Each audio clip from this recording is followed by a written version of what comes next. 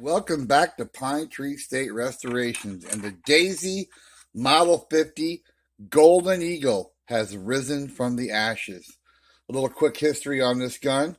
1936 to 1938, some books say, and others say 36 to 40. I think it's probably 36 to 38. But this was Daisy's 50th anniversary, and it's the most unique BB gun they've ever made because the whole gun is copper. The receiver and barrel is copper plated. The lever is copper plated. The scope is a solid half-inch copper tubing. It's not plated, it's solid. And then it's got a walnut stock, black lacquer with a decal. I mean, this gun was like, boy, can you imagine buying this brand new as a kid? Like, wow, this thing is like from outer space. This is unreal. And this was a really unique gun. It's probably one of the most unique guns Daisy ever made, next to the Super Buzz Barton Special, which is also cool, but similar to this gun.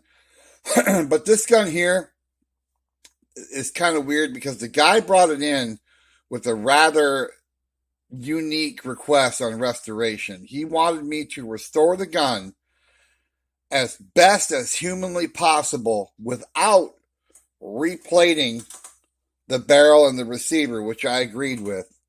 And I had to find paint because otherwise have this replated, and that's expensive. I had to find the right paint and the right strength of paint to repaint this trigger, the lever, the barrel, and the sight. And I had to get it right. And I had a heck of a time, but I ended up using this Rust-Oleum metallic. It has actual copper particles in the paint, metallic paint. And then the Rust-Oleum Ultra Gloss. And how I had to do that is kind of tricky. After I sandblasted the parts, like not those, but just lever and stuff, trigger, I had to dust it with the Ultra Cover first.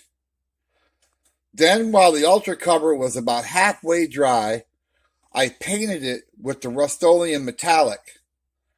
Once the coverage was good and the paint was halfway dry, I dusted it again with the Ultra Cover, and then I let it sit for 2 days, and that created the strength I needed and the match I needed, because this paint, look at that lever, is a spot-on match to that gun. I mean, it's as close as you can humanly possibly get to a spot-on match to copper. I had to redo this several times until I got it right. I just wasn't happy with it. So he wanted the gun restored as much as possible, but he also wanted the gun to be mechanically mint because he's going to shoot it with his grandson, or his son, I should say. This was his grandfather's. He wants it so they can take it out of the gun cabinet, and they don't want any breakdowns, and they want it to run, and they want everything tight, and they want it to go. This stock, the bolt that went through there was the wrong one. I basically had to make this bolt because now it fits tight in the receiver, tight in the stock. I also discovered that the top screw here that holds the scope on and also goes in the stock was the wrong one. How I knew that was the screw was about half the size of that hole. So I found the right screw. It's a flathead, and I repainted it. Every book and magazine I seen, that screw was black. So I painted it black. The gun was clean. When I got it, the spring on the magazine tube inside that retains the BB was gone. I put a new one on it. I had some. Cleaned the inside of the gun. Greased the inside of the gun. And like I was talking before in the other videos, on those rails inside the gun there, you're going to want to use this super lube, okay? Because that's great lube, but it's also not going to slow you down like with heavy grease. You put heavy grease on these pivot points and on the end of the lever where you cock it.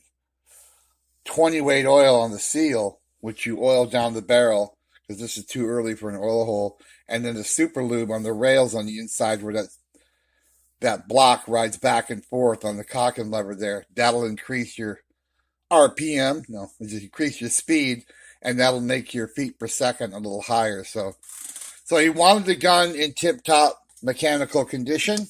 He wanted it sighted in, which I did. And he also wanted the gun to be durable. After I polished this receiver, I put 5 coats of turtle wax on it. I also turtle waxed the scope tube.